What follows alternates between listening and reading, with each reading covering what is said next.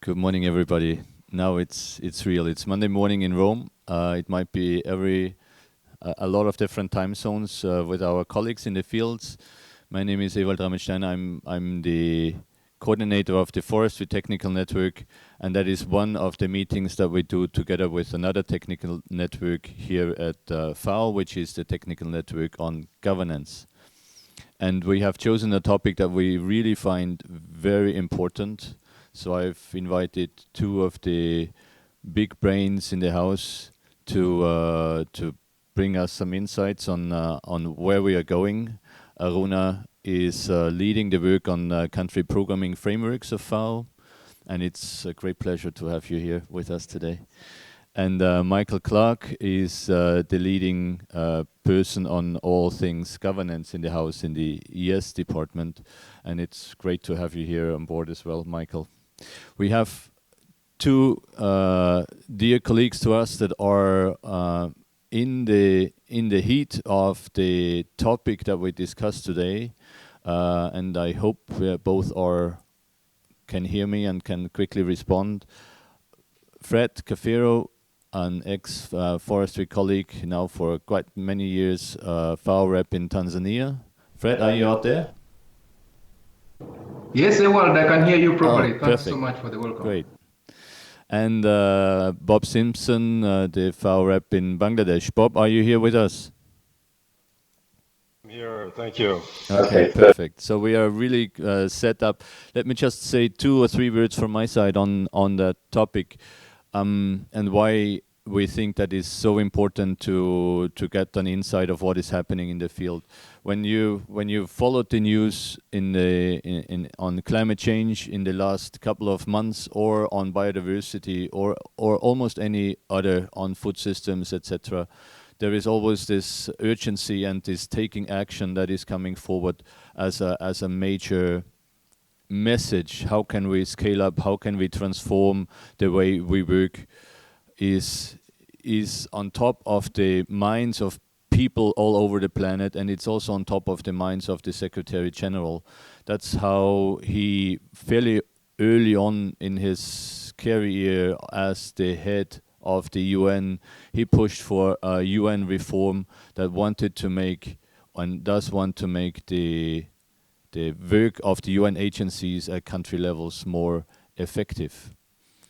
And that also affects specialized agencies such as FAO very strongly, and how we integrate at country levels with the other UN agencies, and how we would want to contribute to achieving the SDG 2030, which leaves us with 2 years and a major task ahead of us. That has a range of implications on how we organize our work at the country level, but it has also an important implication of how colleagues at the sub-regional and regional levels, and I welcome them as well. I see several of you now being connected through Skype. How all of that change really pushes for scaling up and transformative change at country levels. And particularly also, of course, for colleagues here at headquarters who need to think around how do we deliver in a more programmatic way at country levels. With the CPFs, a lot of this comes together, but I do think that we still have a long way to go to really understand how individual officers in their individual projects, how that can fit into what the FAO reps in the end have to steer for more effective delivery. And that's why we set this up today, because we do think if we want to make a meaningful and measurable contribution of changing what happens in the countries, that starts from the country upwards, and everything else would have to fall in line as good as we can. It's a complicated topic. We have colleagues here that work on this every day in the countries, and colleagues that work on this every day here in headquarters. So I'm closing my short intervention on the context, and would hand over the microphone to Michael. Before doing that, I just really also wanted to again thank, or I didn't yet thank the technicians Christian and Roberto and Tony and Luigi to set this up. It's a complicated room, and they made that work. That's why I'm speaking into the microphone, because otherwise people wouldn't hear us in the fields. Over to you, Michael. Thank you. Thanks, Ewald. I think we need to have a lot more of these kinds of conversations, and I especially appreciate Forestry taking the lead. I think the first one that I've been involved in with departments. So you guys are also the guinea pigs for this talk, and can tell us what's going to be more helpful. Am I being heard in the field? I don't. Yes? Okay. So I think the place to start is with the rationale for the reform. It's turned into such an administrative juggernaut that we forget, and this does not serve FAO's interest to forget what the reform is about. And the reform is really about having the UN system reorganize itself to rise to the ambitions, the much elevated ambitions of the 2030 agenda. And there's a role change as well as a change in the way we operate. And I think there's a tension between these two discussions. One that I see leading toward inertia. So the rise of the ambitions is the rise of the UN system is really aiming at something that wasn't contemplated in the MDGs, and that is a structural change in the pathways in which we are on. I think it's a mistake to take the ambitions of the SDGs too literally in terms of the specific targets, although many of them can and should be met. But it was also very clear that they wanted to, in very simple terms, and this appears in the system-wide strategic document, is to get on to a different trajectory that is economically driven, very important, but socially inclusive and sustainable in all the meanings that we have for that. Okay? So it's very complex, but I think at the heart of it, going to ask by 2030, are we on a different trajectory? Okay?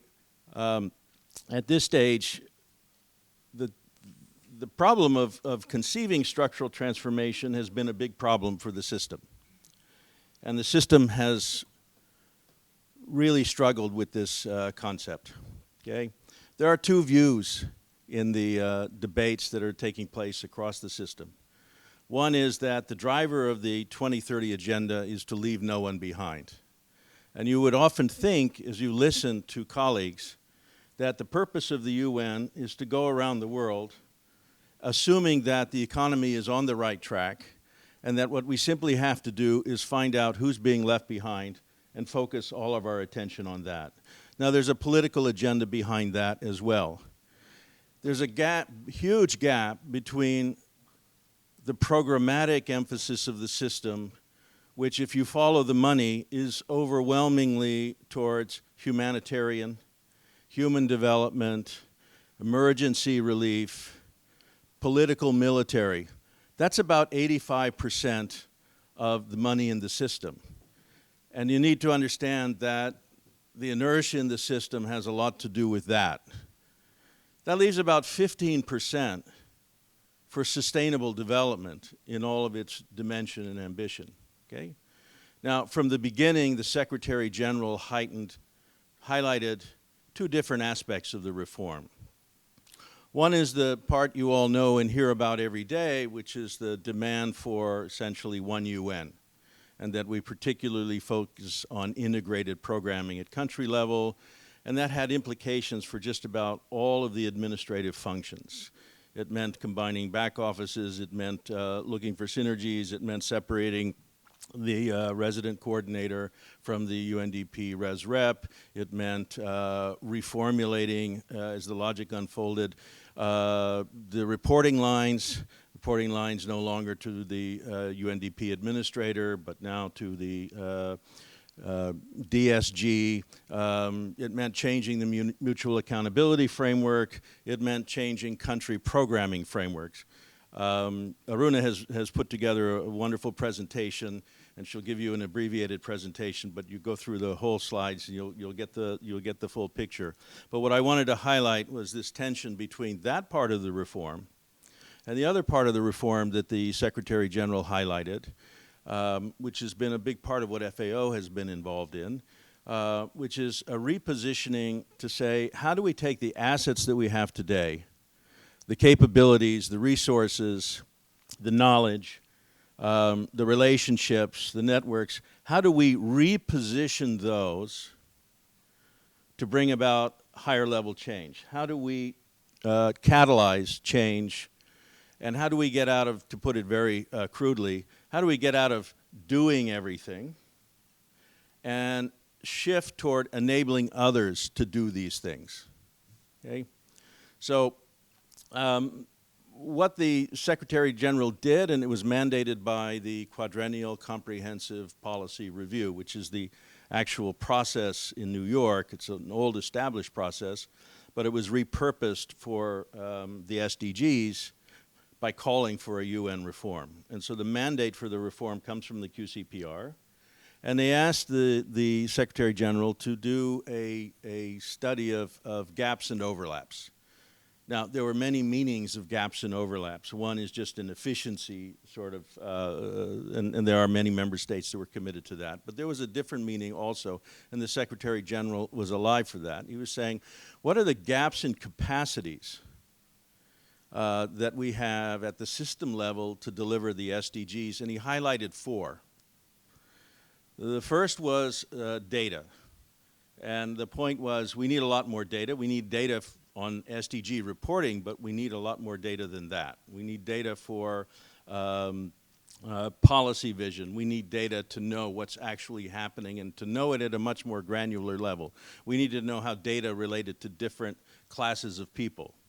And so it needed to be disaggregated. It needed to be much more timely. Most of our SDG data reporting is going to be lagged by 2 or 3 years. Not very helpful when the lifespan of most ministers is less than that. So they want to see what's going on. So data is a big priority in data collection and analysis. Closely related, policy advice. Now, how you do that is an open question. Our view is that we help people think through options.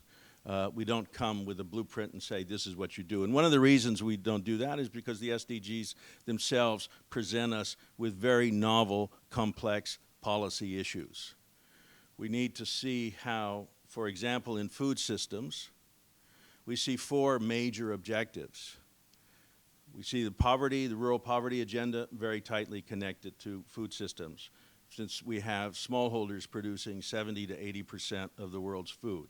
We see hunger and all forms of malnutrition, health as a key driver. We see natural resource sustainability. We see biodiversity. We see ecosystem services as intimately tied with food system development. And we see climate adaptation, mitigation, and resilience, all tied into this. The point is that the policy challenge is, how do you frame this in ways that you can solve these problems? How do you deal with the interactions and the trade-offs among these? So data and policy are very closely connected, and I'll explain how FAO is going to respond to that, or how we're intending to respond to that. The third issue, of course, is partnerships, and we need partnerships to be far more powerful than they are today. They have to be very rigorous. They have to deliver means of implementation. This is the word invented in the SDGs to go beyond finance, to talk about technology, to talk about know-how, to talk about market access and trade, and to talk about capacity development. And so partnerships and leveraging and thinking about how we position, essentially partnerships are becoming the governance for international cooperation. It's beyond formal cooperation. ODA is shifting. It is shifting to be catalytic. Increasingly, we are seeing, even in GEF, even in the Climate Fund, non-grant instruments. What are non-grant instruments? Those are instruments that have to be paid back. They're becoming a type of loan or other type of bond that has to be paid back. And so you're going to have to deal with private finance. Why? They want to see leverage. Why? They want to see the discipline of the market.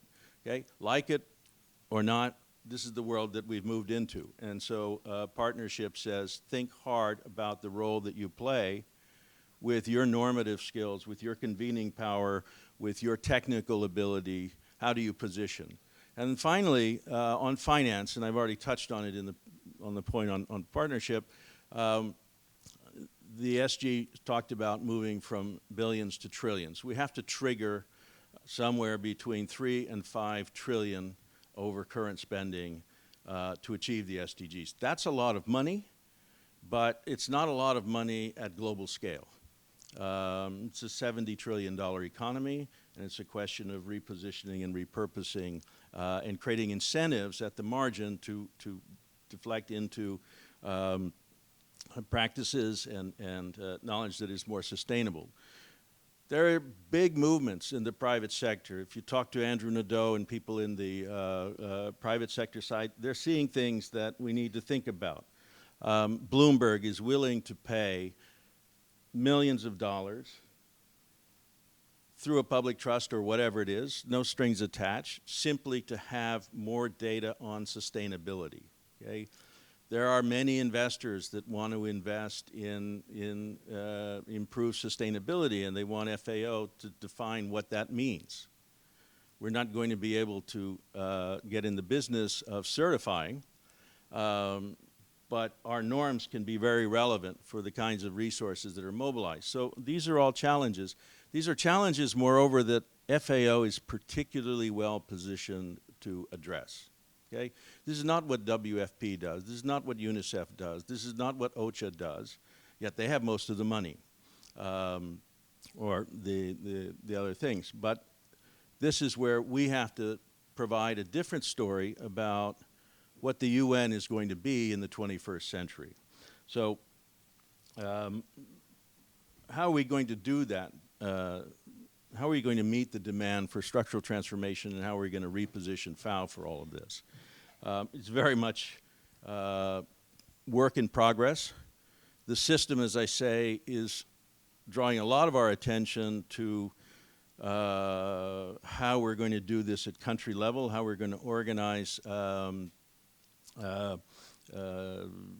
participate in the creation of the common country analyses, and in the development of the new cooperation frameworks, the integrated cooperation frameworks. Aruna will talk more about that.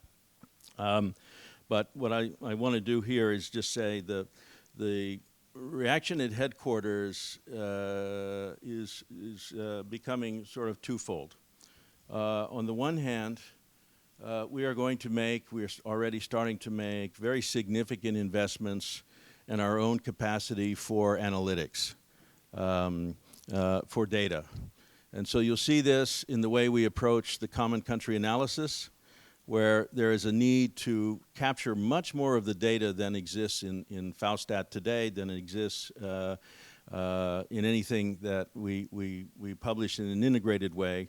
And we're looking to create platforms that will be user-friendly. In the short run, we're looking to create templates that allow, for example, FAORs and teams in the field to use a template to, with a few keystrokes, generate a nice report and visualization of where we stand, let's say, for SOFI, so a country-level SOFI.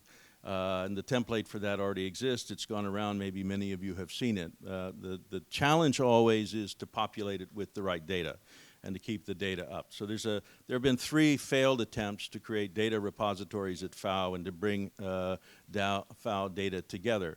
I think we're on a different track today, where instead of seeing this as somebody's imperialism attacking other people's independence, the mood is rather, let's use this data platform that's being built as a corporate resource to be a bridge for bringing together different knowledges in the house, and to be able to, first of all, show more clearly what the problem is with more granularity, and what the interrelations are between changing weather patterns and cropping patterns, impact on forests, impact on water resources, and the like.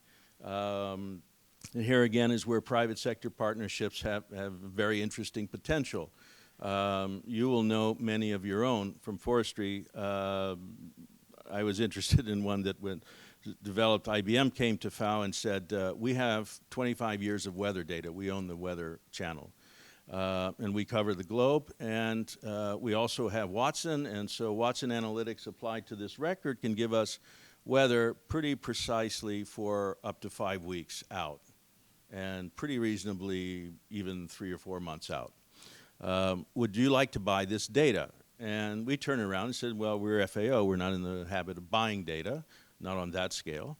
But we'll give you one of the best corporate social responsibility programs anyone could ever have, because we're going to help you position to the world that you're helping solve poverty, you're helping protect people against the ravages of climate change, you're helping us do our job better, and that means helping smallholders. So this is the kind of thinking that is going into the platform. The other thing that is just shaping now, and maybe I shouldn't talk too much about it because I don't know anything much about it, but having observed this Director General fairly closely in the last 3 months, I would say that the pattern is if he starts talking about a subject, he knows where he wants to go with it. And so he's starting to talk about SDGs again. And what he's picked up on is that we need, and this is very much in the evaluation of the strategic program, this recognition that we need to be better integrated and bring better integrated approaches to potential structural transformations. Structural transformation can be around food. It can be around agricultural transformation and its sustainability. It can be around national strategies for climate change and turning that from a negative into a positive. And so the call will be for more integrated programming. It's an extension or maybe a revision of the role of the strategic program. So there is a need for thinking, high quality thinking, to guide the organization and develop these products or these visions, and then to help translate them or provide the data and flexibility to bring them to the country level. I think that's where we're going strategically with the reform and the SDGs. So for the nuts and bolts, over to Aruna.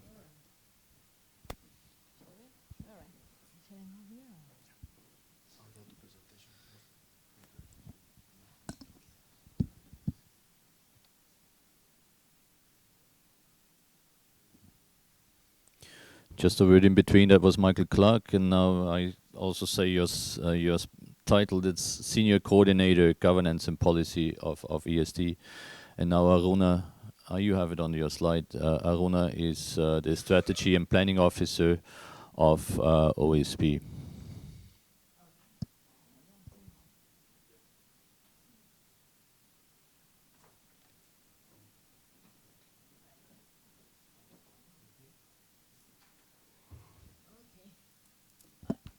I speak with this one or not? Yeah. But for the colleagues here, it's all right. Sorry. Good morning, first of all, to all of you in the room, and definitely a good morning or good afternoon to the colleagues in the field. And it is indeed a great pleasure, actually, to having all those colleagues also from the decentralized offices. So we would be actually, I think, very interested to hear from them. How do they feel about all this? In fact, we don't want to now today give a lesson or a class on how things you should do, but definitely this, I think, is an excellent opportunity to exchange, because as Michael said, despite it's quite a while that the reform has been launched, and FAO in particular has been engaged since the very beginning, it is now that you are starting seeing eventually the effect, particularly at country level, what that would mean to all of us. So and Ewald, thank you for the invite. I think this is an excellent forum, and we look forward to have more of this, because technical departments should play a very fundamental role in what we do in the country, and I would say even more coordinated with the rest of the house. And so in particularly my role in OSP, as Ewald said, is to coordinate the country programming framework in a sense that we are the custodian of the guidelines of the CPF, what is called CPF. And of course, in the last year, since we engaged fully in the redesign of the UN UNDAF, that was called UNDAF, and I'm sure everybody knows and remember the UNDAF, then turned to be UNSDCF, the new language, cooperation framework, to be called cooperation framework. So it's almost 1 year, and Michael and I, we have been participating in a number of meetings, making sure that whatever was decided at that level for the new instrument for programming and planning at country level would have sort of a positive impact or a positive effect in what FAO normally does, and not having any sort of negative impact on the way we do work. But definitely we need to change the way we do business in the country. So the main point was, for me, as soon as we engage in that conversation, was to review and to adapt the CPF guidelines to making sure that we would have our agency-specific instrument very much aligned, but even more than that, derived from the UNSDCF, because that was one of the prerequisites that we have sort of subscribed to. So the UNSDCF becomes the most important planning and programming and implementation tool at country level, so former UNDAF, and all the agency-specific individual instrument, in case of FAO CPF, should fully derive from. So that means a lot to my work and to all of us, of course, because before that, yes, the CPF was aligned to the UNDAF. We were asked to identify some outcomes already that would have been post factum, I would say, mapped with. So it was just an exercise, but that really did not mean much to us. So actually we were doing the mapping at the end of the CPF. So now things have changed dramatically, I would say, in a sense that it's positive, but we need to readapt quickly to that change. So I'm going to take you through the slides. I will skip some, but I'm happy to leave the presentation to the colleagues so that we can, and then if there are other questions, we can definitely respond. I'm super not technically, all right.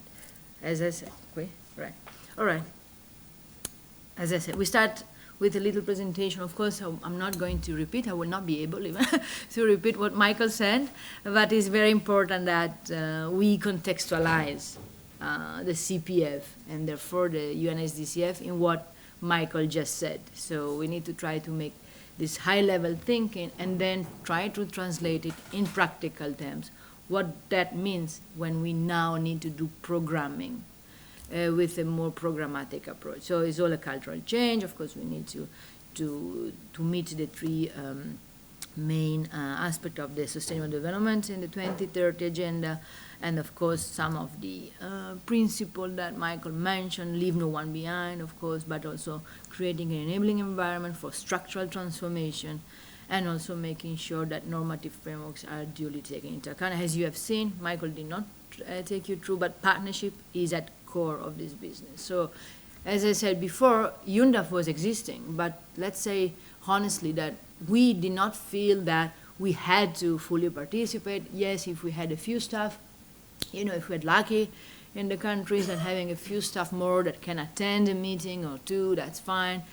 But the sense of accountability was a bit, say, mild, and we did not feel that, okay, if we are not in UNDAF, okay, we have our CPF, we have our project, we have our normative work, we continue doing our business. So now there is a paradigm shift. So, and partnership is critical because we need to do it with the other UN. This is another thing that FAO is, of course, used to, but not at scale that we should. So joint programming and joint project, both from design to implementation to monitoring and measurement. So we will go through all that. So what is the UNSDCF new from before? Let's say if we can do a few comparison with the UNDAP. So as I said, it's the most important planning and implementation instrument for the SDGs.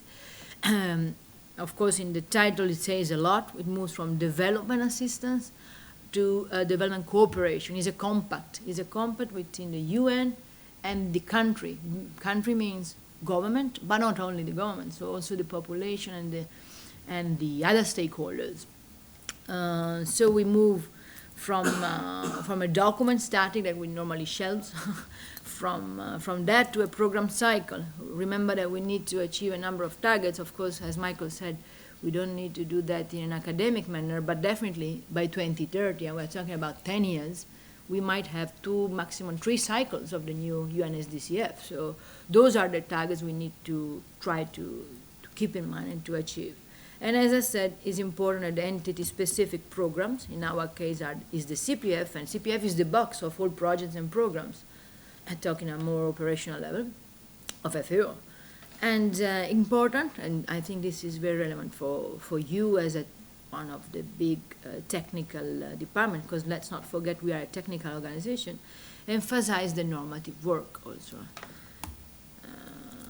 Michael mentioned about the CCA, is very critical, and then I will take you through. It's fundamental that FAO country office, of course, receive the necessary help and support. And I'm glad that Michael mentioned the data and the quality of the data that FAO will be able to better collect, because CCA is the entry point, is the first foundation of the new cooperation framework. So if we are not saying positioning FAO at the CCA level, meaning the common country analysis, where we do analyze the situation of the country, what are the drivers of change, what are the accelerators that are needed to meet the SDGs and ultimately achieving some transformative change, we might be out of the business. So we really need to make sure we are capable to strategically position FAO from that onset.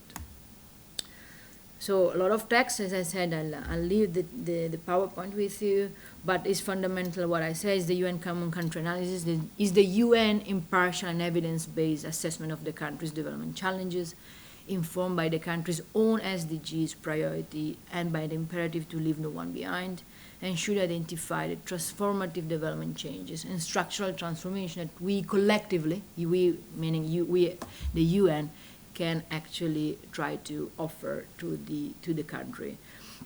The UNSDCF is then followed once we have a strong CCA that, by the way, is not just an assessment as before, but is a constant analysis and is regularly updated.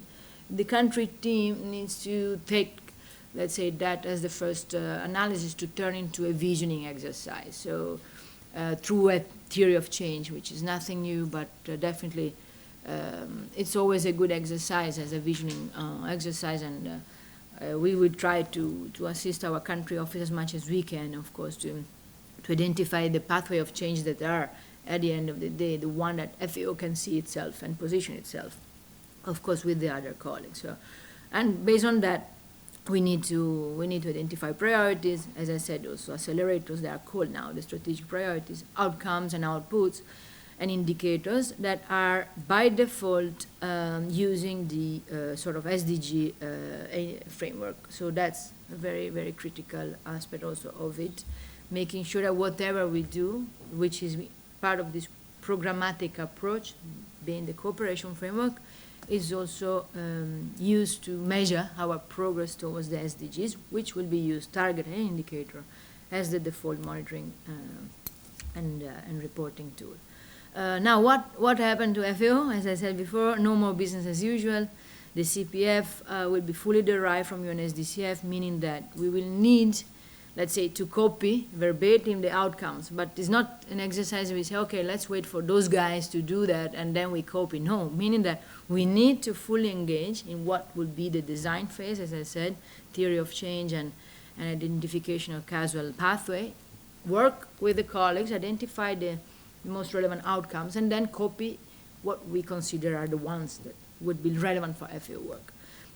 Then there is an important element here, and I think this is very relevant for you as technical colleagues, is that we, during the negotiation of the UNSDCF, we made sure that technical organization and like ours, also WHO and ILO were very strong in that, we had the chance to keep the possibility to insert some known UNSDCF outcomes which would actually reflect our normative and standard setting work.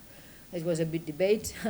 Of course, at the beginning, they didn't want agencies to start doing their own things because they consider that is a strategy to start doing our own things. But We managed to have it, of course, in a very exceptional basis, but we need to make sure that whatever we do at global level, like stand agreement, conventions, international or interregional, are not put at jeopardy, because we tend to, we need to make sure that that is not the case. So the CPF, again, as I said, will be fully grounded on the CCA, on the theory of change that I just mentioned, the priority, the outcome and outputs. And also, because of this obligation to be fully derived from, also the CPF cycle will have to be fully synchronized with the one of the UNSDCF. So I will enter, if need be, in more details what that means in practical terms, particularly for the FAORs that are online. Another very important thing is that the UN Resident Coordinator, that's what I'm saying, we cannot just do whatever we want, will review the CPF outcomes and outputs and in the structure, so that he or she will make sure that we are anyway contributing to the agenda for those 4 or 5 years of the duration. So it is very fundamental that we are critically and strategically involved from the very beginning of the formulation of the UNSDCF. We need to keep that in mind. In this presentation, I wanted to highlight the role of the technical officers, because probably you would ask yourself, okay, now what can we do? It's very important that through your, let's say, through the subsidiary principle, I would say, so your colleagues in regional office and sub-regional office, you make sure that they are very much involved in that formulation. So it's nothing that did not happen before. CPF, of course, had already its structure, having some country support team in place, but it was working and not, depending on the different regional office were using different methodology or different modality. Now, what we wanted to create here is more like a sense of urgency, actually, surge capacity team to be on call and to make sure that he's ready to help the countries as soon as the CCA starts. But of course, it's not a fixed group of people. It's not, okay, now we identify them and then they are. It depends very much on the context of the country office. And of course, the FAO has to play a major role to identify who are the technical officer that he or she needs in the country, because of course, they are the one knowing the context more than anyone else. So we would like to have this group of course, composed by different colleagues, as I said, sub-regional, regional, but also HQ, of course, if need be, and from different departments, including yours, of course, to help the country office to do what we have inserted is a FAO pre-CCA. So meaning that what Michael was just saying, data, we have plenty, and ES is working on platform to bring them all together in some country profiles in platform, so that when it's time when the resident coordinator would call the FAOR and the other head of agencies to do the common country analysis, we are ready. And this is something that it's important to be ready with good data. So that's why we insert in the guidelines this short pre-CCA, so that we can already see what FAO can offer at that stage. Then obviously the CCA, which is critical, as I said, very critical, and all the other parts. And in particular, of course, we need to help our country office to formulate those outcomes and therefore the outputs that are linked to the normative work, which I mentioned before we managed to keep them in the cooperation framework. And there is also a step of quality assurance, of course. I think I said already a lot of things, but as I said, the CCA is very critical, is the most important entry point for FAO to position itself. Because otherwise we risk to be out. And I know when I say this, it looks very strong as a statement, but this is what, for now, the colleagues in New York and the SG and the DSG are actually really pushing for. We need to be meaningful, and we need to be fit for purpose. The UN needs to be relevant and fit for purpose. This means that if an agency results not necessarily relevant in that specific context, because from the CCA did not emerge that those, let's say, the sector that is covered by that agency is relevant, then yes, there will be an exercise actually before the cooperation framework is signed, which is called UNCT configuration. So the RC will actually look at all the sort of analysis done so far, and yes, the UNCT configuration will be determined at that stage. So it's very important we take this very seriously. What I'd like to highlight here is that the part of the consultation with the government, because as we know, FAO works very closely with the government, and we shall continue, of course, in particular with our line ministries. But what the new CPF guidelines is suggesting is that we need to embed the consultation within the process of the cooperation framework. For the same reasoning I explained at the beginning, we have subscribed for the UNCDF to be the most important planning and programming tool. And all agency needs to contribute fully to that formulation, that all the other agency specific becomes a bit more lighter as a process, right? So like derive from. And therefore, that's a very big call for colleagues in the field, making sure that our line ministries, that sometimes are not the first one to be engaged in when it is planning, maybe it's the Minister of Foreign Affairs or Minister of Planning in different countries. So to make sure that ministers of agriculture, environment, forestry, fisheries, livestock, depending on the context, are involved, because then the cooperation framework will be sort of divided by outcomes. There will be a results group by result, and therefore also co-chair with government officials. So we really need to make sure that our line ministers are involved. Again, this one, as I said, the search capacity can be composed by different colleagues. It's really the call from the FOR with the support of the regional office how to compose it. But it's important for you colleagues to be very much aware of it.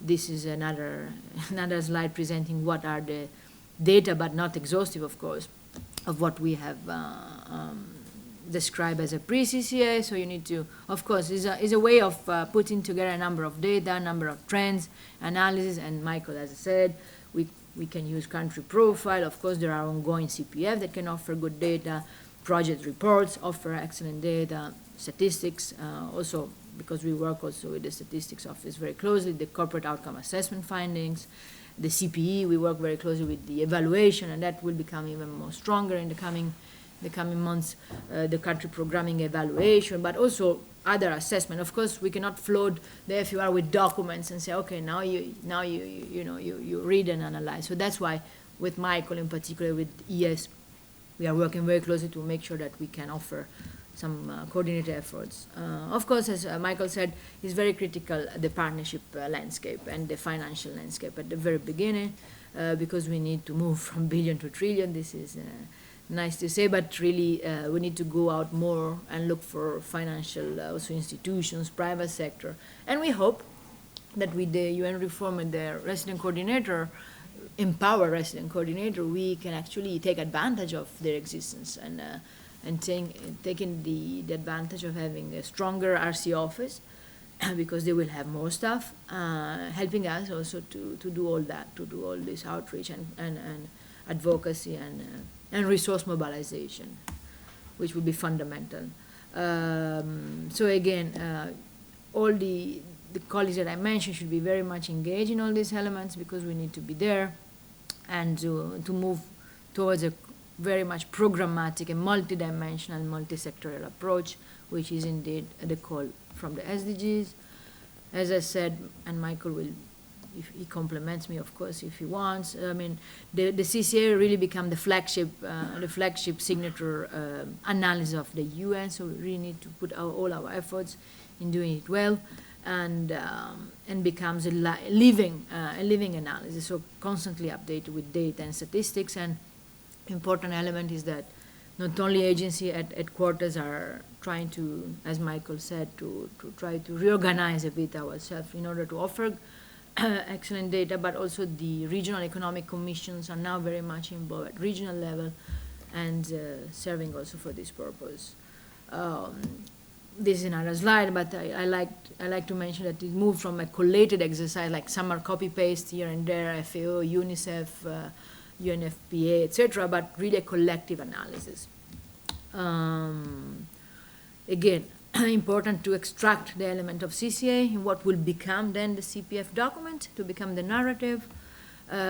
Same applies to the visioning. As I said, we did not so far ask to the country office in the CPF to do a very exhaustive theory of change. Now it's time to learn to do it. It's a very interesting way of visioning, there are different tools, scenario analysis, foresight, but without going too much in sophistication, there are a number of other elements that are offered by the UN system. We are finalizing the companion piece on the design, so we can use problem tree, solution tree, to then identify the best or the most critical pathway of change. But it's very relevant that we are fully engaged in that visioning, because from that theory of change, again, the CPF will be composed by an extraction of the relevant pathway of change.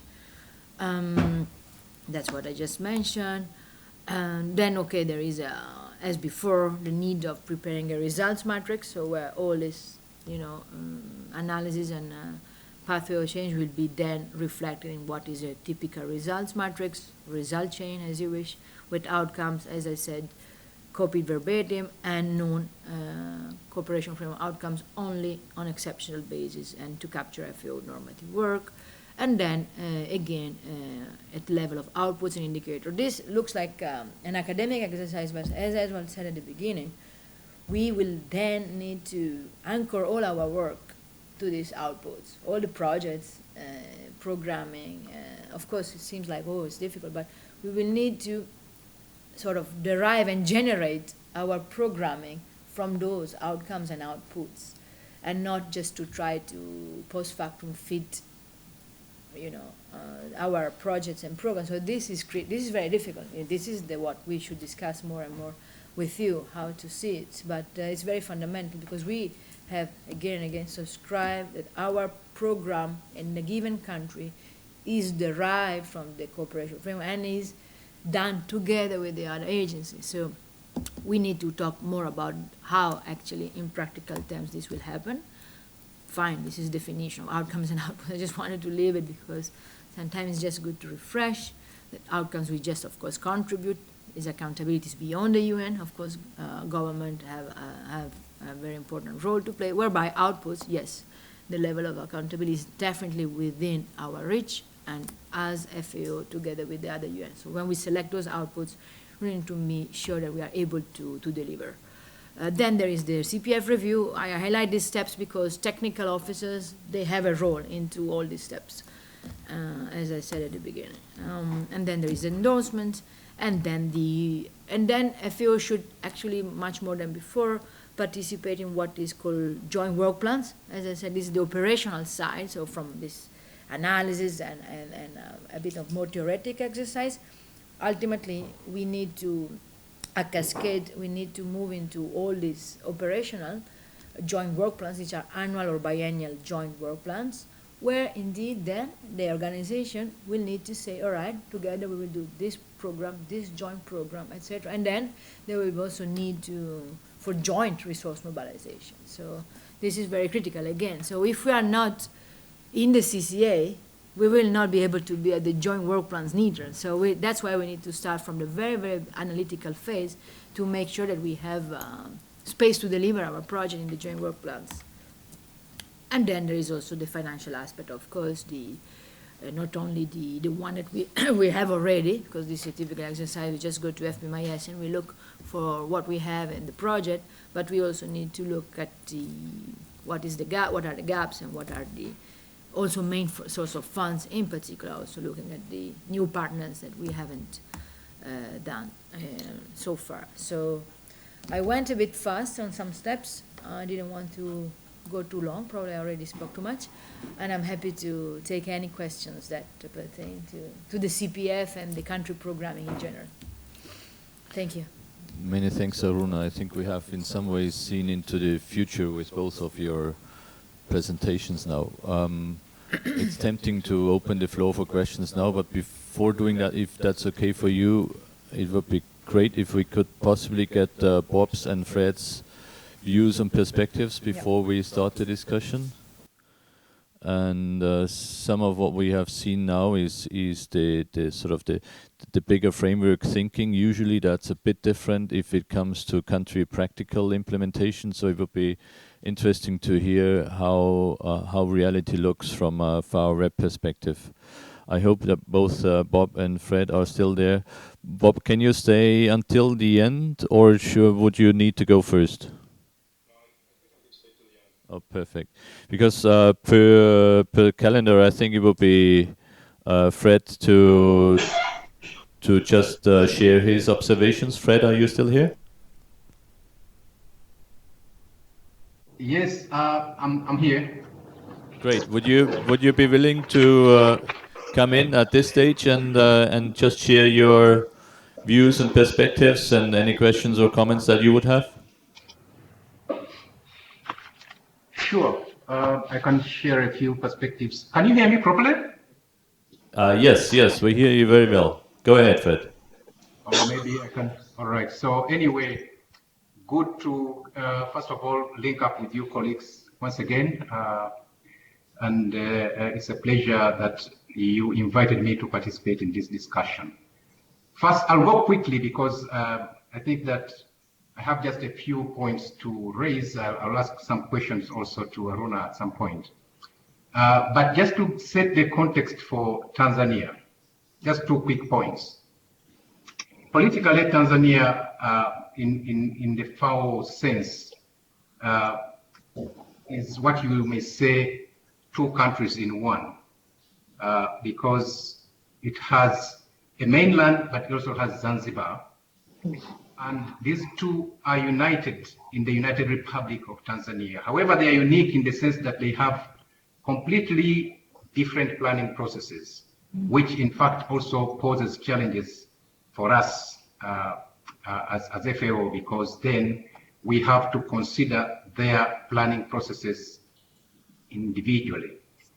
Both are guided with what we call 5-year national development plans. And it's from these national development plans that the UN therefore positions itself to provide the support that these 2 entities require.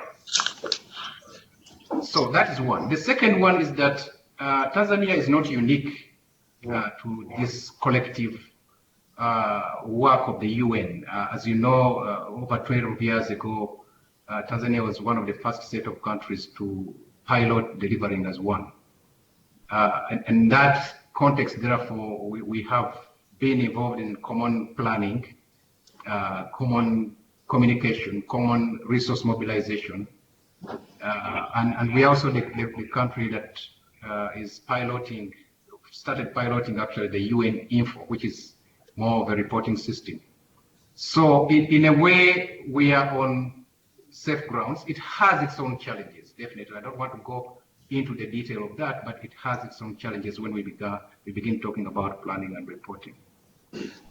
Now, in 2016, when I came here, I was privileged to start immediately with the process of developing our CPF. And I saw the level of engagement of a wide range of national stakeholders in all the FAO domains that we work in was pretty satisfactory. We had control, we had influence, and of course we had the ability to advocate for a broad range of our work.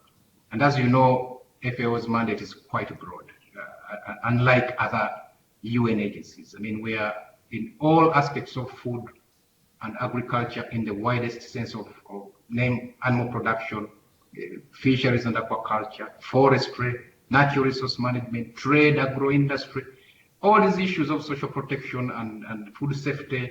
So there's quite a lot that FAO is involved in. Now, in a country like Tanzania, actually, it's even more complicated because then you have different ministries that are responsible for much of those subsectors. And in a way, then you have also to engage with them and plus other, non-state actors.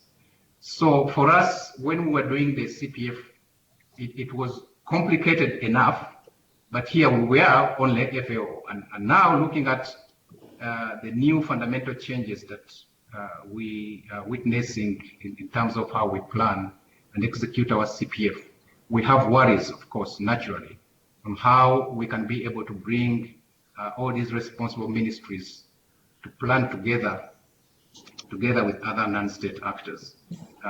Mindful also that our other sister agencies also have ministries that need to come on board. The FAO context is much more complex. So I think that these are areas that we still will have to deal with. We see also that the CPF now is going to be derived directly from the UN Sustainable Development Cooperation Framework, not anymore a standalone process that we had, which we're only aligning to the UNDAF. Now it's going to be derived from there. So that for Tanzania also has implications in the sense that even when our CPF is about to end next year, we had anticipated to actually start the process of developing a new CPF, which we can't start on before we do the CCA as it stands now, because that will be the framework in which our CPF will be derived. Of course, we can have all the necessary material that we need, but in terms of us really moving on to this process, we'll have to wait. We see also the emphasis on collective responsibility over the entire UN, and I think that's very important. It has its own challenges. We have had discussions with our role-based agencies here to see how we can strategize and be able to at least have this area of food and agriculture, well taken care of. But still, I mean, this is still at discussion levels, so I can't say much about that. We have had challenges also in the way we operate, particularly with our colleagues in WFP, who also feel that they have to do their own analysis on particular issues which reflect their interests. I think that the challenge also that I see here is how we can be able to make these strategic priorities as have been mentioned, because as I said, we deal with a lot of issues. Not all those issues can be actually part of this new CPF, the way I look at things, because then we'll have to have priorities around the SDGs. But how we are able to bring up these strategic priorities also calls for the requisite capacities at country level. And as you know, at country level, much of our human resources dependent on national staff. We wish we could have international capacities as well to help, especially in the analytical work, because many of these other agencies in fact have got international staff resident in the countries, and whenever we call for these kinds of processes, they're the first ones to bring their people on board. And when we bring ours, we believe that we're not talking about the same capacity. So this is an area also that we need to look at. So in a nutshell, we have not, as Tanzania, started the CCA process or the formulation of the CPF, but we see a window of opportunity in the meantime, which we have started taking advantage of. One is the fact that we are leading the way actually at UN country team level in terms of articulating the issues of food and agriculture, and this is well known. But also we have some activities ongoing currently in doing some assessments, particularly in the area of natural resource management, looking at GEF and GCF. And we see that these assessments that we are doing currently would be a very good source of information to feed into the pre-CCA when that comes up, as Aruna mentions there. We have started our communication with the government counterparts, especially on the implications of the UN reforms to the CPF development process, because this is an area where they need to understand, first of all, but also to be strategic if indeed they are to continue getting the kind of support that they require from FAO. This we have started talking to at high level with the permanent secretaries of the ministries that we currently work on. So in a nutshell, we look forward to this new approach, developing our CPF.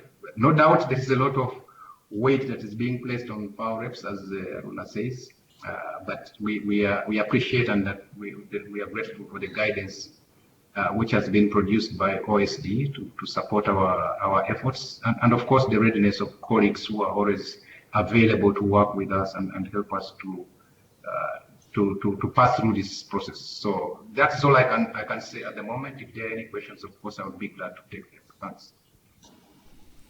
Thanks a lot, Fred. That was very useful to frame the discussion from a country perspective. I believe one of the things that is always interesting for a technical unit in FAO is how how different people that work on projects link into CPFs. You might remember from the time that you were here at headquarters, CPFs wasn't an abbreviation that we used every week or month, and that might or might not change. So at some point it would be good to get a bit of an idea of what is the implication for technical officers here working mostly on projects. But before going into this type of discussions, Bob, if you're online and can hear me, would you Yes, I'm still online. I hear contribute a you well. Can you hear me few? okay? Yeah, Bob, I'll give you the floor for this perspective of Bangladesh as a FAO rep over there. Over to you. Excellent, thank you. I'll try to keep this at 5 minutes because I think the questions that may come will be excellent food for thought and probably as inspirational as anything that we might say. But first, Ewald, Michael, Aruna, and Fred, thank you all for your very interesting interventions. And one thing that this really teaches me that while we don't have a lot of dialogue between country offices at this point in time, at least on a sort of day-to-day basis, I think the common understanding of the challenges and opportunities are quite similar. So I'm encouraged by that. I think you put down an excellent foundation for a discussion here. I'll say a few words about the context for Bangladesh, and then well, Fred has spoken a little bit about the outward perspective of what he's trying to do to prepare for doing the CCA and working within the partner group to participate in the cooperation framework development. I'll say a few things of our experience actually being involved in it. And so in Bangladesh, we're about halfway through the process of establishing the cooperation framework. And I'll just abbreviate and call it a cooperation framework rather than the entire name.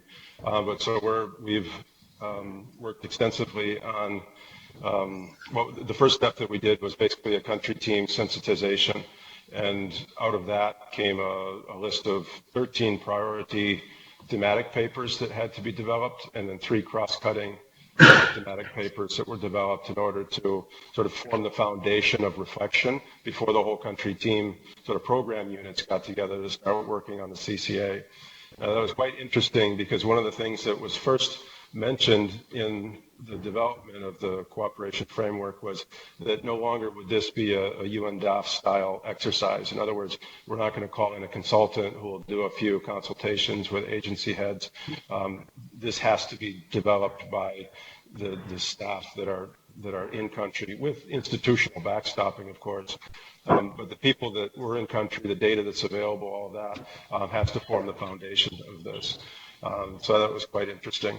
Within this process as well, we also had an opportunity for many of the agencies within the country team in Bangladesh to go to Bangkok and work with ESCOP and others on having a sort of a rollout training on the sustainable development cooperation framework. That was done by ESCOP and the Sustainable Development Group. And it was really interesting because we started on the first day really highlighting some of the areas that Michael had already pointed out, that the UN is no longer the center of the universe, obviously. And our overall budgets for development are about $19 billion a year for all the UN agencies. If you include the peacekeeping, it comes to about $55 billion. If you look at all ODA on the world, it's about $250 billion. But to implement the SDGs, it's about $7 trillion. And this was really that push that we need to do better leveraging. And no matter what we're doing as individual agencies, it's not sufficient. Their second message on this was basically if you look at the regional progress on SDGs in the Asia Pacific region, there was a group of about a third of the SDGs where there was some progress being made, like on education, health, economic growth, things like that. A middle ground of SDGs that were kind of sort of stagnating, and then a last third of the SDGs, which were almost exclusively the SDGs related to the environment, they were all backsliding. And the clear message here is that even with the positive effort on a number of SDGs, by 2030, we're not going to achieve them. And particularly the planetary SDGs were the biggest concern. So generally the message, if we don't change our business strategies, that we may not have a planet in the long term anymore. We also discussed extensively the cooperation framework rollout and what it meant to FAO representations and to the regional office and the regional management meeting. And I'll just say one thing that is a resounding conclusion that this is an excellent opportunity. So all the areas where we've noted challenges, there's a dozen other reasons why this is a great opportunity, and I'll reflect on a couple of those. Really interesting during the regional management meeting, straight off, was a question of if your office was closed, meaning the FAO representatives, if your office was closed tomorrow, would anybody notice beyond your immediate government counterparts? So what sort of impacts or scale-ups are we having? I think in a lot of countries, we do have a lot of areas where we're impacting, but, the average citizen, would they realize that our office had been closed? And that's a really At the country level, I just want to echo a couple of points that were already made. One, I concur completely that the resident coordinator is the keys and Well, we get difficulties hearing you. Okay, maybe I'll pause a minute. Are you hearing me okay now? It comes a little bit in waves. If you can stay close to the microphone, that might help. Okay. How is that? Sounds good. Okay. So the unanimous perception of the resident coordinator is the key to all of this. They end up being the broker for institutional overlaps and sort of resolving some of the mandate issues that inadvertently come up when we work together on these issues. I would agree that the CCA, but also the theory of change are the two most important areas to be addressed here. And the CCA, of course, for all of its reasons, the collective analysis, participation, definition of solutions, and ultimately implementation. But we have to recognize that there's going to be compromises, and we may not be able to work in all the areas we've traditionally worked in. And this is something that I think management has to really understand, and that this is difficult to trickle this down to staff level at the country level, because people start seeing whether they're the right person for the right job.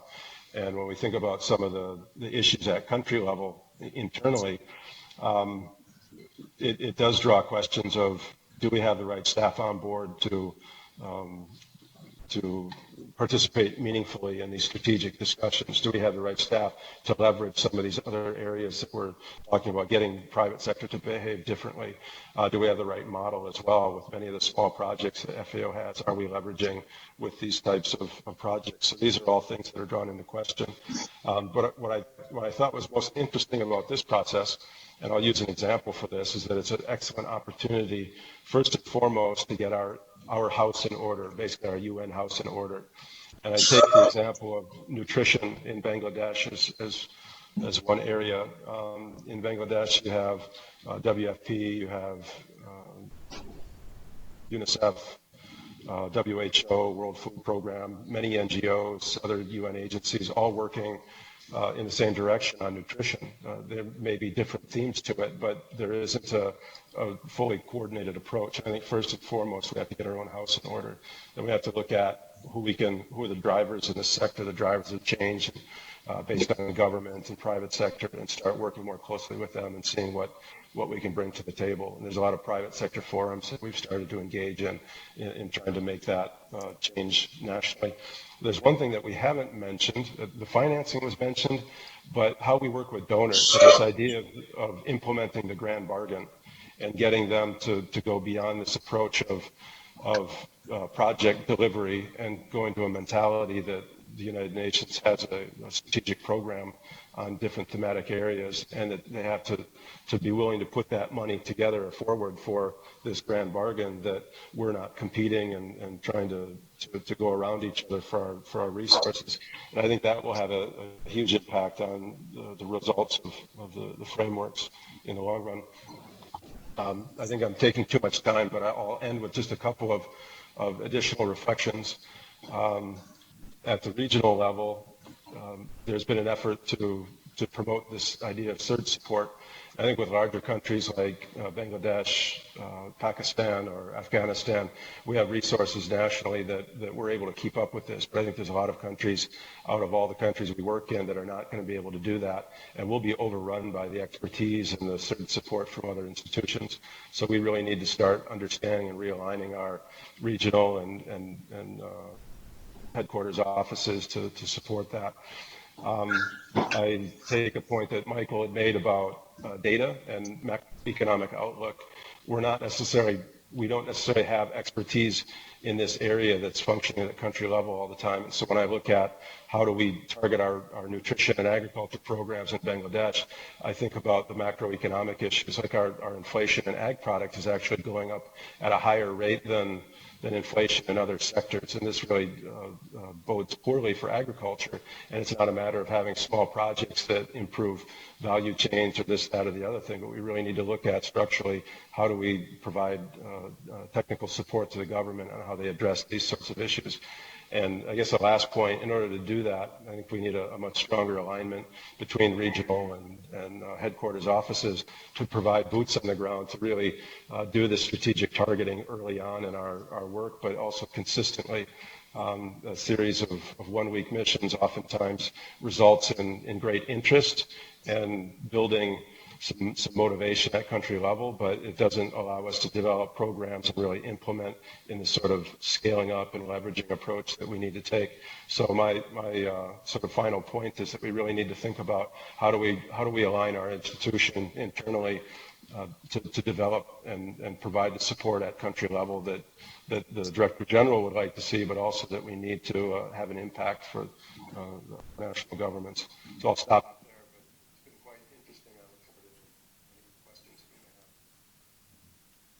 Many thanks to you, Robert. We have a little time left. I think we have had a lot of food for thought from you, Bob, from Fred, from Aruna, and from Mike. Lots of things to think through, and clearly a lot of things that will influence our future very concretely.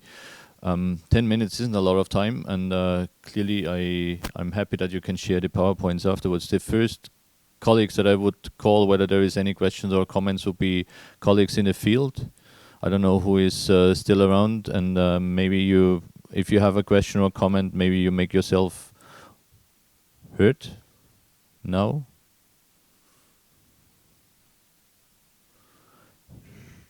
Seems not to be the case. If you have tried, please unmute the microphone.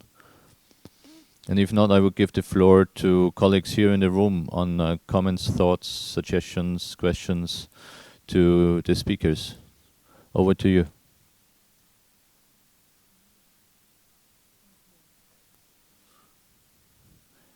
If there is none immediately, oh yeah.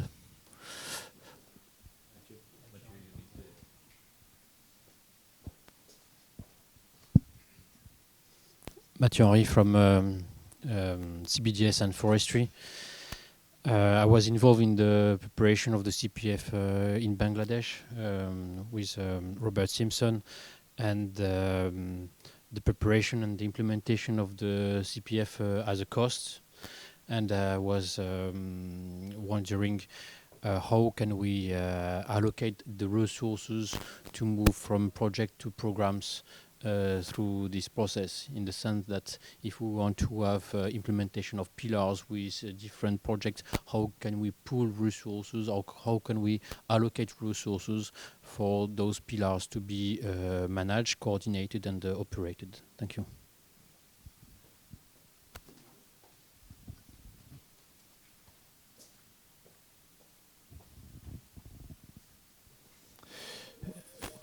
Yeah, there I hear. I guess that's Shayla maybe, and then Magnus. I run around.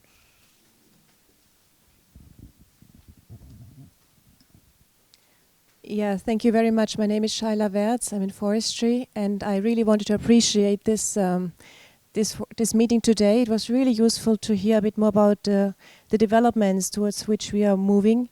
I must say, in our daily work in the technical division, we really rarely touch upon these topics. And at the same time, we do think a lot about, we just did the work planning for the next biennium and all that. And I feel it would be really useful to find a way and to understand how better we can link to that, because ultimately our end is to work for the member countries and with them for their needs and respond to their needs. So I was wondering, what is the process envisioned or in place that the technical divisions could, or technical officers could get closer to this process or support in the right way? I mean, spontaneously outreaching to our technical colleagues in the field is certainly one way, but I know they're very busy, and I mean, it would be useful to understand if there are more formal processes in place without making it too difficult. But that is what I'm really wondering now after this very useful presentations today. Thank you.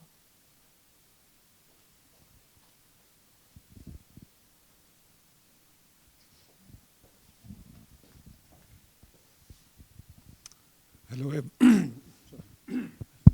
hello everybody. My name is Magnus Krille, working as forest officer here in headquarters. I'm a little bit curious on the about the UN CCA. My main concern is whether it is a clean slate approach, meaning that you start with a sort of white paper, or it is a menu approach. And with a menu approach, I mean that a country is presented with a list of options, and the country then is saying, yes, we would like to do this, we would like to do this, we would like to do this. The reason why I'm asking this is that agriculture itself can be easily marginalized and forgotten. And within agriculture, forestry is running the same risk. When someone talks about agriculture, as a forester, I always get very suspicious. If the person is talking about the FAO agriculture or only agriculture. And very often it's only agriculture that is being talked about and forestry forgotten. But with the menu approach, you come across the line forestry and perhaps even more detailed, and then you have to think about it, whether it is a priority or not. So that's why I'm interested to know, let's say, how this UNCCA is developed. Thank you.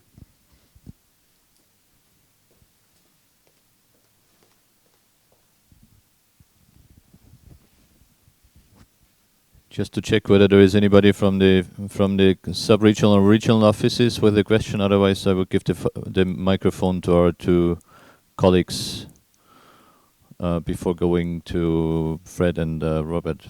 Aruna, you want to take it? I will take the first two and leave the one CCA. Michael, we can do it together. So, very good question, I think, or comment.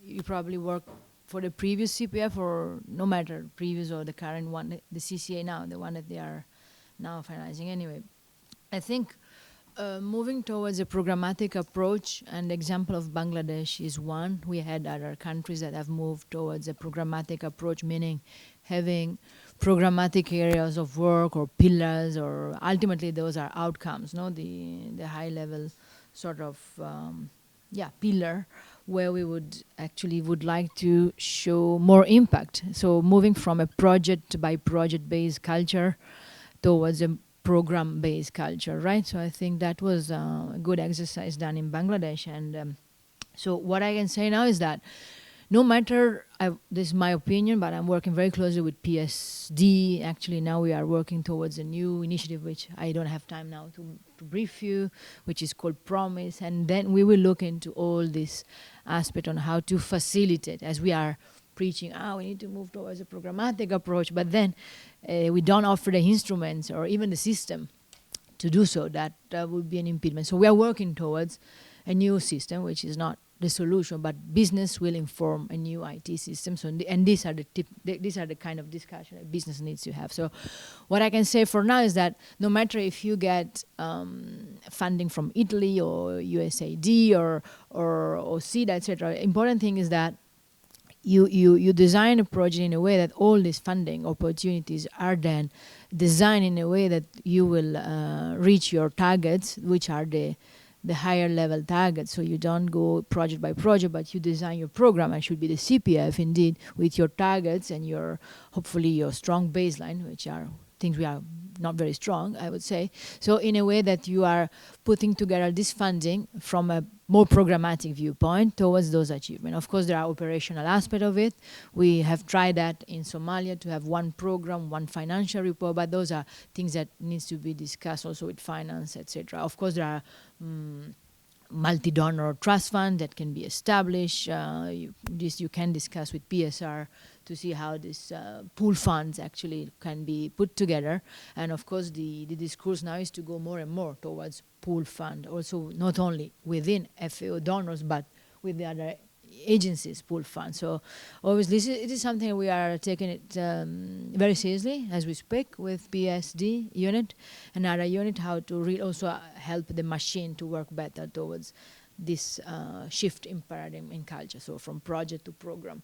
But again, as I said, in terms of performance, then it would be great to put all this funding together towards a higher level programmatic document, which is the CPF indeed, derived from the UNSDCF. You want to have a follow-up? The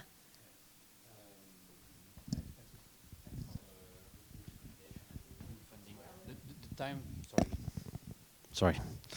Thanks for the recommendation. The time to have pool funding projects or programs takes time. If we want to move from project to programs, the transition phase is costly. We need to have office space. Most of the time we work inside a ministry, a sector. So if we want to have multi-sectoral programs, then it becomes complicated. And I mean, those are situations that we face on the ground, and we have to find, I mean, the FAO finds plan B solutions that may not be on paper, but that allows us to operate and to start the process. But for sure, I mean, the transition from project to programs is a costly process.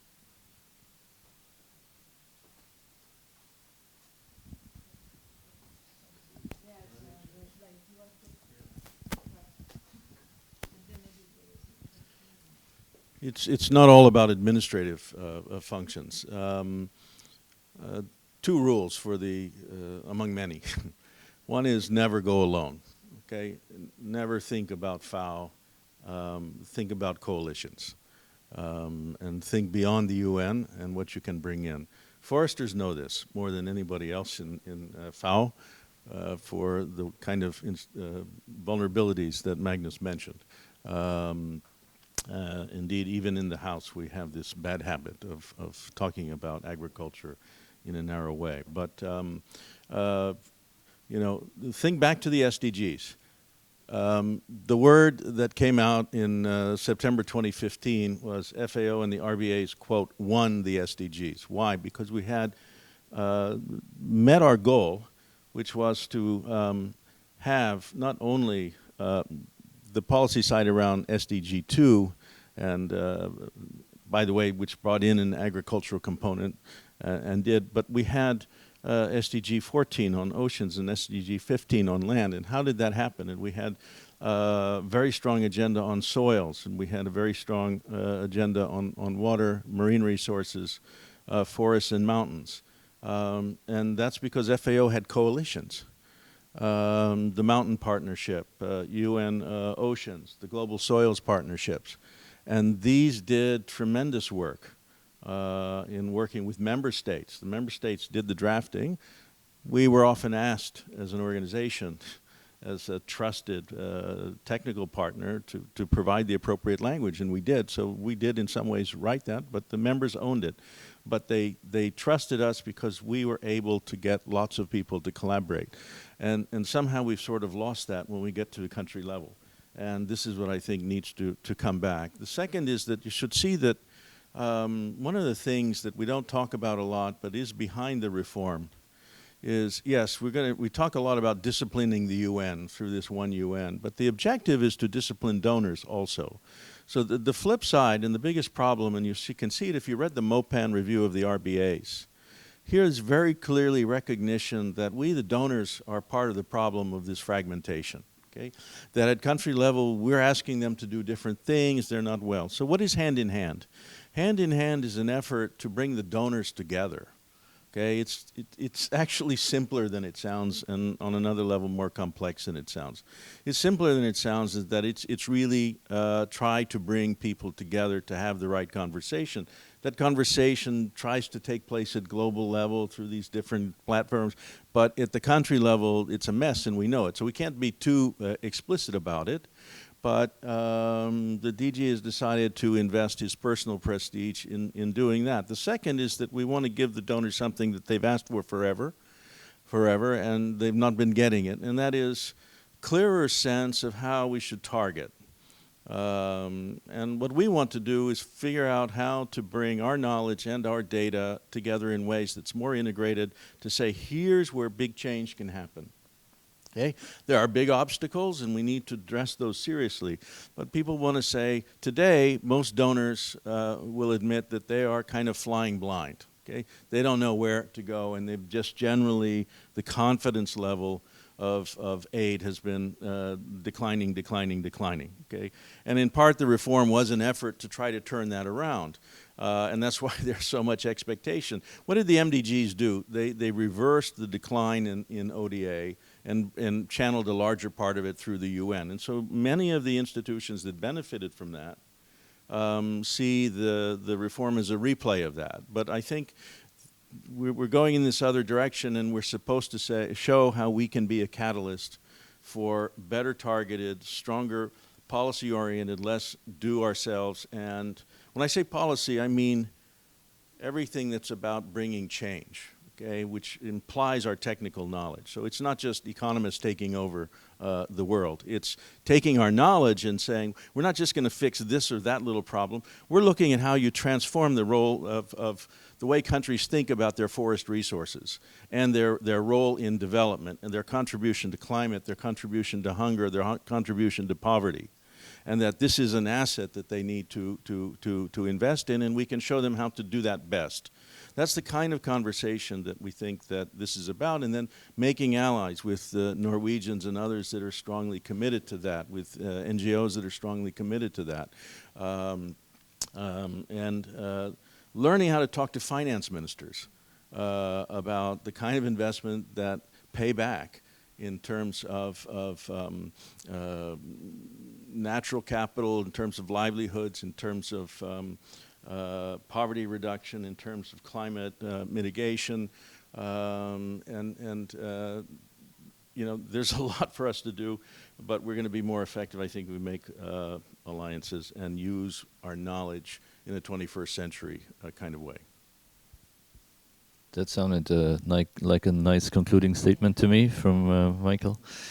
Aruna, you want to say a word at the end to conclude? Maybe we can discuss. I mean, I'm sure there are plenty of other questions, and I just want to say this is just an initial opportunity. So we did not respond to all the questions, but we can obviously be in touch bilaterally or do another session, also less formal, also with the colleagues in the field. That maybe for sure there are other questions coming. So please reach out to me and to Michael. We are happy to assist in all forms, even the more practical way, because at the end of the day, we also need to translate this in a practical way of doing this new business. So thanks a lot. That's a great opportunity. I hope to get more of this. Ewald, excellent initiative. Thank you so much.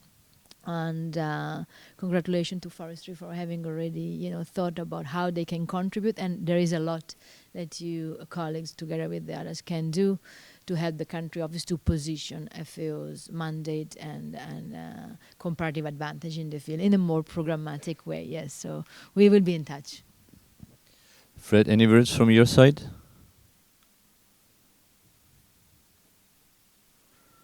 Bob, any words from you? I think Bob is gone. This is Fred. Just also to thank colleagues. I appreciate that some of these issues, we will need to take them bilaterally just to get some additional information and support.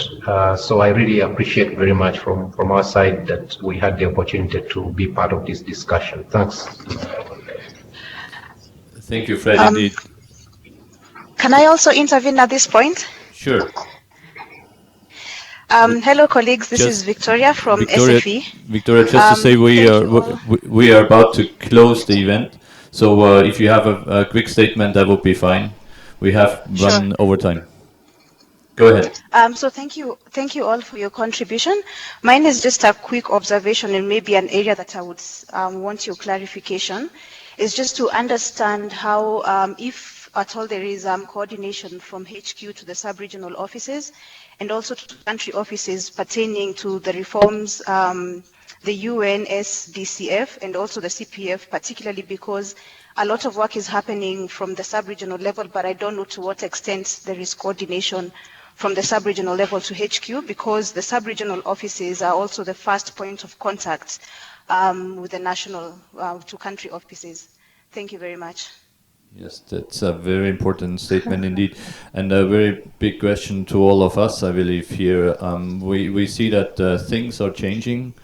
They are quite many of those. If they go forward, I believe they are changing in the right direction, but we have many questions on how we can make that happen. On the one hand, being more impactful, being more programmatic, which is needed to be impactful, and having a stronger focus on what is needed at the country levels through the sub-regional offices, regional offices, and then headquarter.